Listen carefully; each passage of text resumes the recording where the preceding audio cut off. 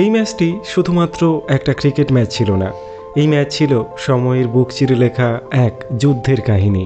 যে যুদ্ধে ভারতীয় দল অহংকারে ভরা ওসি সাম্রাজ্যের বিপক্ষে লড়াইতে নেমেছিল। ভারতের একজন কিংবদন্তি, তিনি সেদিন লড়ছিলেন নিজের জাতির জন্য, নিজের দেশের জন্য। আর সেই কিংবদন্তি মানুষটির নাম ছিল সচিন রমেশ তেন্ডুলকার, যার ব্যাট শুধু বলকে নয়, ক্রিকেট সাম্রাজ্যকে শাসন করত, যার প্রতিটি রান ভারতের আত্মসম্মানের প্রতীক হয়ে উঠত। বন্ধুরা, হায়দ্রাবাদের আকাশে সেদিন এক অসম্ভব নিস্তব্ধতা বিরাজ করছিল, কারণ প্রতিপক্ষ অস্ট্রেলিয়া প্রথমে ব্যাট করে ৩৫০-এর বেশি রান সংগ্রহ করেছিল। ভারতীয় দলের সামনে এমন এক পাহাড়ের মতো টার্গেট সেট করেছিল টিম অস্ট্রেলিয়া, যা অনেকের চোখে অসম্ভব একটা টার্গেট বলে মনে হচ্ছিল। কিন্তু সব অসম্ভবকে যিনি বারবার সম্ভব করে দেখিয়েছেন, তিনিই তো ক্রিকেটের ভগবান, the legend, little master Sachin Tendulkar. তাই দর্শকরা মনে মনে ভাবছিলেন, আজ হয়তোবা আবার নতুন কিছু ঘটতে চলেছে, এমন কিছু যা ইতিহাসে চিরস্থায়ী হয়ে থাকবে। এবং তারপর ব্যাট হাতে লিটল মাস্টার যখন ক্রিজে নামলেন, পুরো ভারতবর্ষ যেন নিঃশ্বাস বন্ধ করে অপেক্ষা করছিল এক বিস্ময়ের জন্য, এক কিংবদন্তির পুনর্জন্মের জন্য। নমস্কার বন্ধু, আমি সৌম্যকান্তি, আর সৌম্য অনফিল্ডের আজকের এপিসোডে আমরা শুনতে চলেছি সেই ঐতিহাসিক ভারত অস্ট্রেলিয়া ক্রিকেট ক্লাসিক যুদ্ধের ঐতিহাসিক কাহিনী, যে ম্যাচে অস্ট্রেলিয়ান ঔদ্ধত্যকে চুরমার করে মাটির সঙ্গে মিশিয়ে দিয়ে প্রতিশোধ নিয়েছিলেন লিটল মাস্টার সচিন তেন্ডুলকার। 2009 সালে অস্ট্রেলিয়া ক্রিকেট দল ওয়ানডে সিরিজ খেলতে ভারত সফরে এসেছিল। সিরিজের প্রথম 4টি ম্যাচের শেষে দুটি দলই 2টি করে ম্যাচ জিতে নিয়েছিল, এবং তাই সিরিজের পঞ্চম ম্যাচটি এই সিরিজের ডিসাইডিং ম্যাচ হতে যাচ্ছিল। সিরিজের সব থেকে হাই ভোল্টেজ এই পঞ্চম ম্যাচটিতে হায়দ্রাবাদে টসে জিতে অস্ট্রেলিয়ান অধিনায়ক রিকি পন্টিং প্রথমে ব্যাটিং করার সিদ্ধান্ত নিলেন। শেন ওয়াটসন এবং জন মার্স অস্ট্রেলিয়ার জন্য ওপেনিং করতে মাঠে নামলেন, আর ভারতের হয়ে বোলিং আক্রমণ শুরু করলেন প্রবীণ কুমার। প্রবীণ কুমারের নিয়ন্ত্রিত বোলিংয়ে প্রথম ওভার থেকে অস্ট্রেলিয়া ক্রিকেট দল মাত্র 3 রান সংগ্রহ করল, এবং তারপর ভারতের হয়ে দ্বিতীয় ওভারের দায়িত্ব পেলেন আশিস নেহেরার প্রথম বলেই চমৎকার একটি ফ্লিক করে বাউন্ডারি মারলেন শেন ওয়াটসন এবং বুঝিয়ে দিলেন টিম অস্ট্রেলিয়া আজ শুরু থেকেই এগ্রেসিভ ক্রিকেট খেলবে। যদিও ইনিংসের শুরুর দিকে বল বেশ ভালোই সুইং করছিল, তাই দুই অস্ট্রেলীয় ব্যাটসম্যান শুরুর দিকে একটু দেখে শুনেই খেলছিলেন। ইনিংসের পঞ্চম ওভারে জন মার্স একটি দুর্দান্ত পুল করলেন এবং বল পাঠিয়ে দিলেন সীমানার বাইরে, এবং তারপর সপ্তম ওভারে প্রবীণ কুমারকে শেন ওয়াটসন পরপর 2টি 4 মারলেন। শেন ওয়াটসন এবং জন মার্সকে এগ্রেসিভ ক্রিকেট খেলতে দেখে মহেন্দ্র সিং ধোনি চিন্তার মধ্যে পড়ে গেলেন। কিন্তু সত্যি বলতে কি, শেন ওয়াটসন তখনও অবধি নিজের স্বকীয় মেজাজে আসেননি। নবম ওভারে আশিস নেহেরা শেন ওয়াটসনকে একটি শর্ট অফ লেন্থ ডেলিভারি করলেন এবং ওয়াটসন বলটিকে পুল করে একদম স্ট্যান্ডে নিয়ে গিয়ে আছড়ে ফেললেন। আশিস নেহেরা এবং প্রবীণ কুমারকে মার খেতে দেখে মহেন্দ্র সিং ধোনি তৃতীয় বোলার মুনাফ প্যাটেলকে আক্রমণে নিয়ে এলেন। কিন্তু ওয়াটসন প্রথমে মুনাফ প্যাটেলের বলে একটা 4 মারলেন এবং তারপর মুনাফ প্যাটেলের মাথার উপর দিয়ে আরও একটি অসাধারণ ছক্কা মারলেন। 10 ওভার শেষে অস্ট্রেলিয়া ক্রিকেট দলের স্কোর 56 রানে পৌঁছে গিয়েছিল, এবং পাওয়ার প্লে শেষ হয়ে যাওয়ার পর মহেন্দ্র সিং ধোনি আশিস নেহেরাকে প্রান্ত পরিবর্তন করে অন্য প্রান্ত দিয়ে বোলিং করাতে নিয়ে এলেন। কিন্তু শেন ওয়াটসন সেদিন ভয়ঙ্কর মেজাজে ছিলেন। মুনাফ প্যাটেলের বলে এবং তারপরে আশিস নেহেরার বলে একের পর এক বাউন্ডারি মারতে মারতে শেন ওয়াটসন নিজের অর্ধশতকটা পূর্ণ করে ফেললেন, এবং পার্টনার শেন ওয়াটসনকে ভয়ঙ্কর হতে দেখে জন মার্স তিনিও আর নিজেকে গুটিয়ে রাখলেন না। শেন ওয়াটসনের মতোই জন মার্সও ভারতীয় বোলারদের উপর ঝাঁপিয়ে পড়লেন এবং আক্রমণ করতে শুরু করলেন। দুই অস্ট্রেলীয় ব্যাটসম্যান এমনভাবে ভারতীয় বোলারদের উপর প্রহার করছিলেন যেন মনে হচ্ছিল ভারতীয় বোলাররা জাতীয় দলের বোলার নয়, বরং কোনো ক্লাবের হয়ে বোলিং করছেন। ফাস্ট বোলাররা হতাশ করার পর মহেন্দ্র সিং ধোনি হরভজন সিংকে আক্রমণে নিয়ে এলেন। হরভজন সিং বোলিং আক্রমণে এসে চমৎকার বোলিং করলেন এবং প্রথম 2 ওভার থেকে মাত্র 9 রান খরচ করলেন। রবীন্দ্র জাদেজার বলে ওয়াটসন এমন একটি পুল মারলেন যে বল সোজা সীমানার বাইরে বেরিয়ে গেল। দেখতে দেখতে 16তম ওভারেই অস্ট্রেলিয়া ক্রিকেট দল 100 রানের গণ্ডি অতিক্রম করে গেল। এই ওভারেই হরভজন সিংয়ের বলে সন মার্সকে আউট করার একটা সুযোগ পেয়েছিল ভারতীয় ক্রিকেট দল, কিন্তু মহেন্দ্র সিং ধোনি সঠিকভাবে ক্যাচ তালুবন্দি না করতে পারায় সন মার্স একটি জীবনদান পেয়ে যান। শেন ওয়াটসন পরপর দুটো বাউন্ডারি মেরে ভারতীয় বোলারদের আবারও বেআব্রু করতে শুরু করে দেন। শেন ওয়াটসন এই সময় 93 রানে ব্যাটিং করছিলেন। অন্যদিকে সন মার্স একটি সিঙ্গেল নিয়ে এই সময় নিজের 50 কমপ্লিট করে ফেলেন। শেন ওয়াটসন সেঞ্চুরির দোরগোড়ায় আসতেই মহেন্দ্র সিং ধোনি আবারও একবার হরভজন সিংয়ের হাতে বল তুলে দিলেন। হরভজন সিংকে বোলিংয়ে আসতে দেখেই শেন ওয়াটসন হরভজন সিংয়ের উপর এগ্রেসিভ শট খেলতে চেষ্টা করলেন, কিন্তু শেন ওয়াটসনের সুইপ সোজা বাউন্ডারি লাইনে দাঁড়িয়ে থাকা রবীন্দ্র জাদেজার হাতে ক্যাচ হিসেবে তালুবন্দি হয়ে যায় এবং এভাবেই শেন ওয়াটসন সেঞ্চুরি কমপ্লিট করার আগেই আউট হয়ে যায় অস্ট্রেলিয়া ক্রিকেট দল তাদের প্রথম উইকেটটা হারায়। শেন ওয়াটসন আউট হতেই অস্ট্রেলিয়া ক্রিকেট দলের রান তোলার গতি সেটাও খানিকটা থমকে যায়। 32 ওভার শেষে অস্ট্রেলিয়া ক্রিকেট দলের স্কোর ছিল 1 উইকেটের বিনিময়ে 177 রান। শেন ওয়াটসনের পরে অস্ট্রেলিয়ার হয়ে ব্যাটিং করতে আসা অধিনায়ক রিকি পন্টিং সন মার্সকে নিয়ে অস্ট্রেলিয়া ক্রিকেট দলকে ধীরে ধীরে এগিয়ে নিয়ে যেতে শুরু করেন। রিকি পন্টিং যুবরাজ সিংয়ের বলে অসাধারণ কয়েকটি বাউন্ডারি মারলেন এবং অস্ট্রেলিয়া ক্রিকেট দলের রানের গতিকে আরও বেশি সচল করতে চেষ্টা করলেন। ভারতীয় অধিনায়ক মহেন্দ্র সিং ধোনি বুঝে গিয়েছিলেন এই অস্ট্রেলিয়া ক্রিকেট দলকে থামাতে হলে খুব দ্রুত আরও একটি উইকেট তুলে নিতে হবে এবং মুশকিল আসান হয়ে ভারতের হয়ে এই কাজটি করলেন বোলার প্রবীণ কুমার। প্রবীণ কুমারের একটা স্লোয়ার বলে সম্পূর্ণ বিভ্রান্ত হয়ে ক্লিন বোল্ড হয়ে গেলেন অস্ট্রেলিয়ার অধিনায়ক রিকি পন্টিং। ভারতীয় ক্রিকেট দল তাদের দ্বিতীয় সফলতা পেল।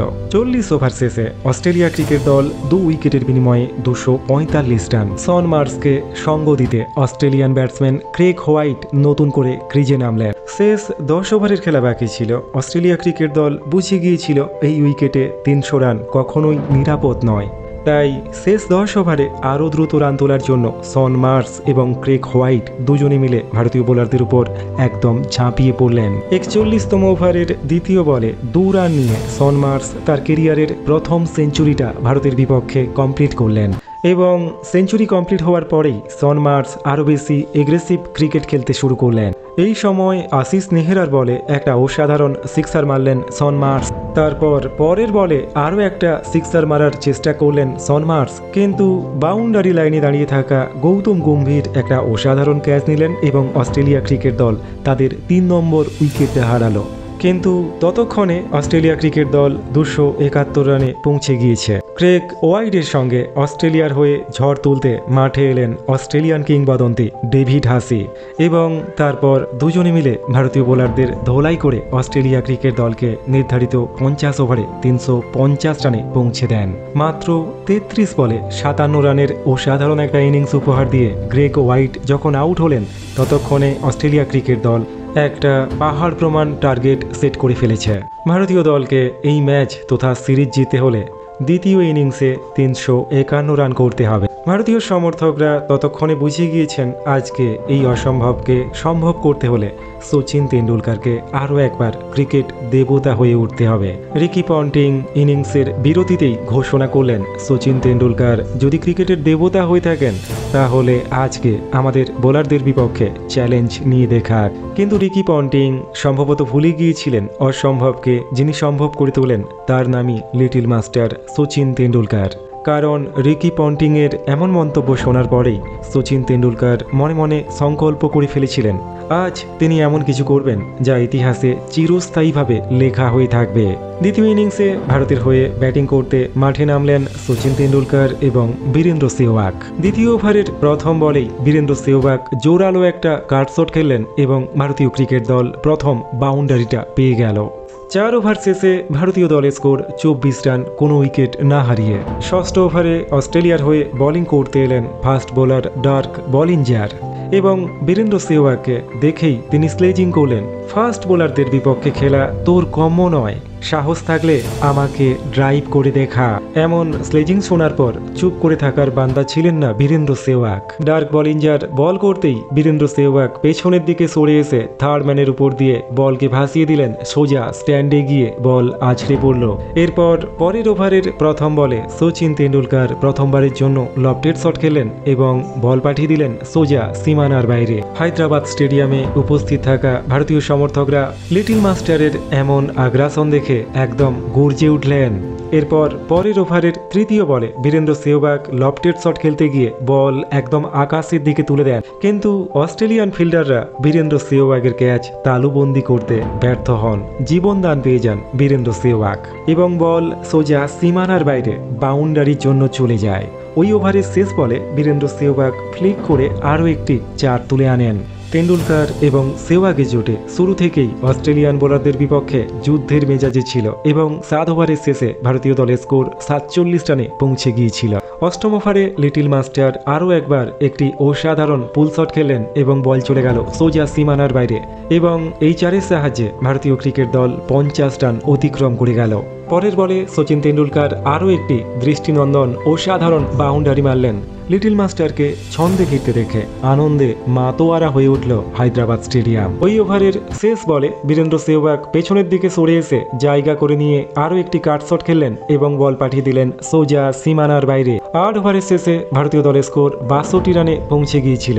পরের ওভারের শুরুতেই বীরেন্দ্র সেহবাগ ফ্লিক করে আরও একটি দুর্দান্ত 4 মারলেন।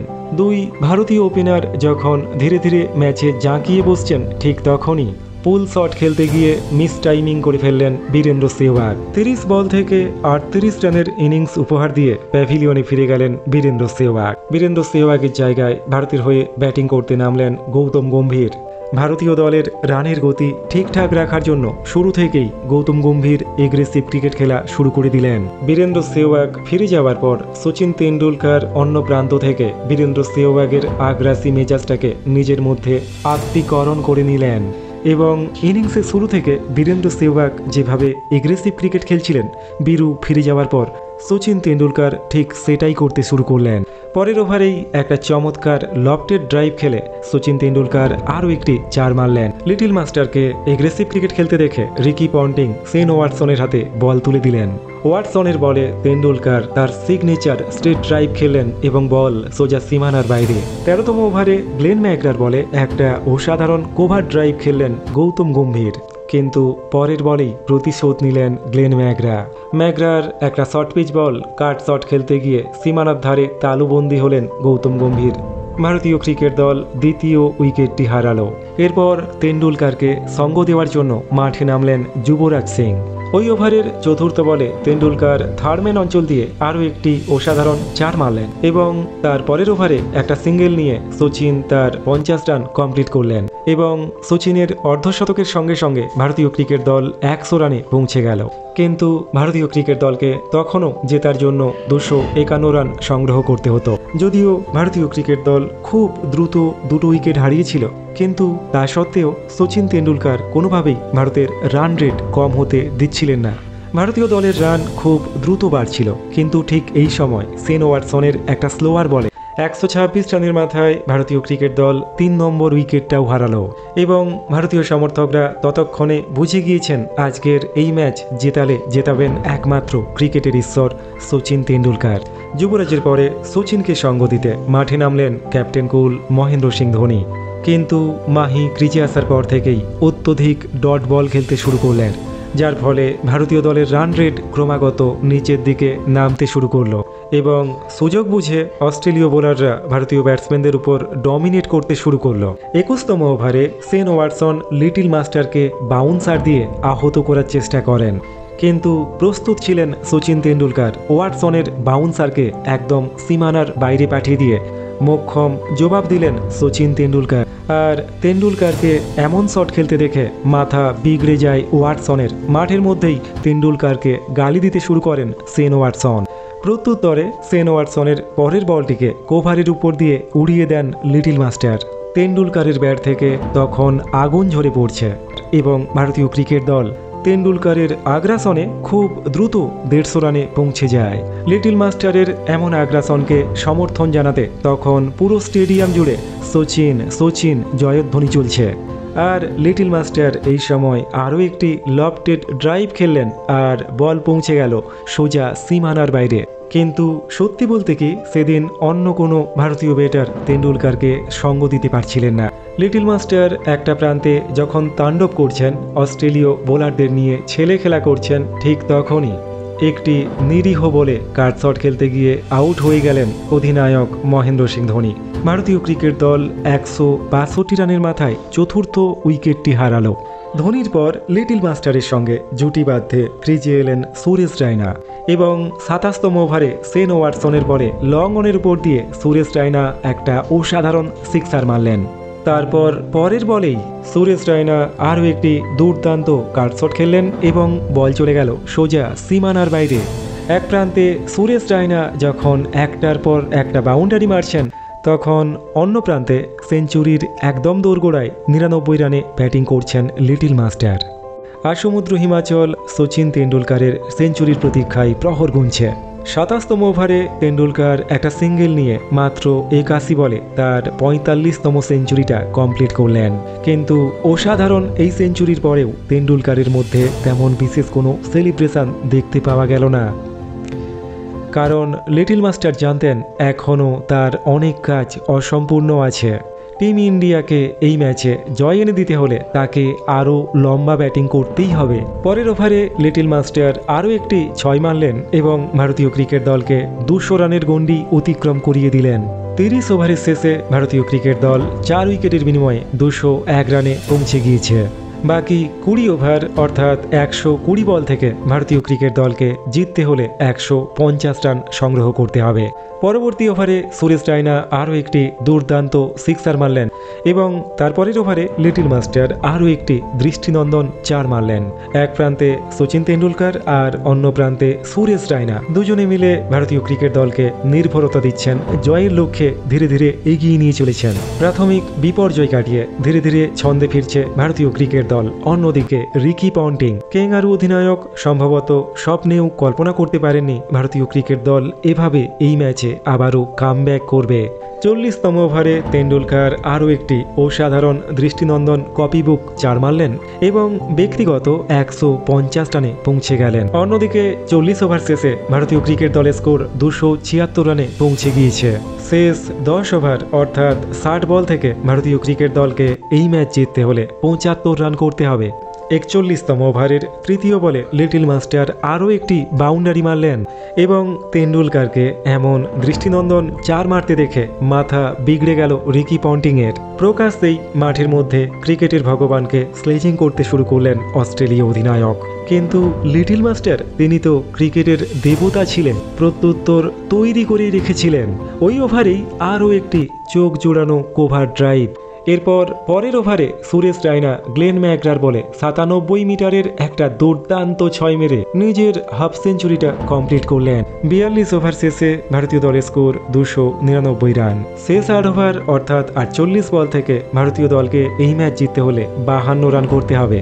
অর্থাৎ এই হাই ভোল্টেজ ম্যাচ এখন পুরোপুরি ভারতীয় দলের গ্রিপের মধ্যে। কিন্তু এই সময় হঠাৎ করেই ছন্দপতন। পরের ওভারেই সেন ওয়াটসনের বলে বড় শট খেলতে গিয়ে ক্যাচ আউট হয়ে গেলেন সুরেশ রায়না। ভারতীয় দল 5ম উইকেটটা হারালো। ওই ওভারেই তেন্ডুলকার একটা সিঙ্গেল নিয়ে ভারতীয় দলের স্কোর 300 রানে পৌঁছে দিলেন। কিন্তু ওভারের শেষ বলে হরভজন সিং 0 রানে ওয়াটসনের বলে আউট হয়ে গেলেন। 300 রানের মাথায় ভারতীয় দল 6 নম্বর উইকেটটাও হারালো। তেন্ডুলকারকে সঙ্গ দেওয়ার জন্য অলরাউন্ডার রবীন্দ্র জাদেজা এবার মাঠে নামলেন এবং ব্যাট করতে নেমেই একের পর এক 3টে বাউন্ডারি মারলেন রবীন্দ্র জাদেজা। এখন 18 বল থেকে ভারতীয় দলকে এই ম্যাচ জিততে হলে মাত্র 19 রান করতে হবে। কিন্তু 48তম ওভারের প্রথম বলেই প্যাডেল সুইপ খেলতে গিয়ে ক্যাচ আউট হয়ে গেলেন লিটল মাস্টার। 140 বল থেকে 175 রানের একটা ঐতিহাসিক ইনিংস উপহার দিয়ে যখন প্যাভিলিয়নে ফিরছেন লিটল মাস্টার, পুরো স্টেডিয়াম তখন নিস্তব্ধ হয়ে বসে রয়েছে। যদিও এখন 17 বল থেকে মাত্র 19 রান করতে হবে, অর্থাৎ ম্যাচ তখনও পুরোপুরি ভারতীয় দলের নিয়ন্ত্রণেই ছিল। কিন্তু ওই ওভারেই দুর্ভাগ্যজনকভাবে রান আউট হয়ে গেলেন রবীন্দ্র জাদেজা। এবং যে ম্যাচ একসময় পুরোপুরি ভারতের নিয়ন্ত্রণে ছিল, ধীরে ধীরে সেই ম্যাচ ভারতের হাত থেকে বেরিয়ে যেতে শুরু করে। এরপর 49তম ওভারের প্রথম বলে বিগ শট খেলার চেষ্টায় আশিস নেহরা তিনিও আউট হয়ে গেলেন। ভারতীয় দল 9 উইকেট হারিয়ে ফেলেছে। ভারতীয় সমর্থকরা যখন ধরিয়ে নিয়েছেন এই ম্যাচ হাত থেকে বেরিয়ে গিয়েছে, ঠিক সেই সময় 11 নম্বরে ব্যাট করতে নামা প্রবীণ কুমার একটা অসাধারণ সিক্সার মারলেন। ভারতীয় দল প্রবলভাবে এই ম্যাচে কামব্যাক করল। 50তম ওভার অর্থাৎ শেষ ওভার, আর ভারতের জয়ের জন্য 8 রানের প্রয়োজন। কিন্তু দুর্ভাগ্যজনকভাবে ওভারের চতুর্থ বলে রান নিতে গিয়ে রান আউট হয়ে গেলেন প্রবীণ কুমার। তীরে এসে ভারতের তরি ডুবেই গেল। রোমাঞ্চকর এই লড়াইতে ভারতীয় ক্রিকেট দল শেষমেশ 3 রানে পরাজিত হলো। কিন্তু ম্যাচ জিততে না পারলেও ভারতীয় ক্রিকেট দলের হয়ে লিটল মাস্টার সেদিন যে ফাইট করেছিলেন, দুর্ধর্ষ কেঙ্গারু বোলারদের ছিন্ন ভিন্ন করে দিয়ে সচিন তেন্ডুলকর যে আগ্রাসন দেখিয়েছিলেন, তা দেখে অভদ্র কেঙ্গারু অধিনায়ক রিকি পন্টিং খুব ভালো করেই বুঝে গিয়েছিলেন কেন লিটল মাস্টারকে ক্রিকেটের দেবতা বলা হয়।